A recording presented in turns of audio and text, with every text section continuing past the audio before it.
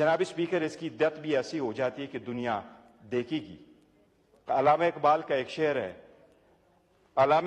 एक शेर है, आदल इंसाफ फ़कत हश्र पे मौकूफ नहीं, जिंदगी खुद भी गुनाहों की सजा देती है। ये ईमान है जनाब स्पीकर, ये चेंज होता रहता है। सारी मैं एक मिनट, ये चेंज होता रहता है, लेकिन जिसने जुल्म किया होता है वो जवाब देता है। 2014 में भी गोली चली, कोई पता चला। 2024 में गोली चली, वो दबाया गया। कमीशनें बनी, कितने बड़े लोग हमने गवा दिए। कमीशनें बनती रही लेकिन रिपोर्ट नहीं आते रहे। आपने भुट्टो का देखा, 45 साल बाद सुप्रीम कोर्ट कह रही है कि इसको इंसाफ नहीं मिला था। अब वक्त है जनाब स्पीकर, हम भी मुतालिबा करते हैं कि हमारे लोगों को इंसाफ मिलना चाहिए। ये इंसाफ हम इस ईवान के थ्रू लेना चाहते हैं। हमें मजबूर न करे कि हम दोबारा सड़कों पर आए। ये ईवान हमें वो इंसाफ दे दे। शुक्रिया। इकबाल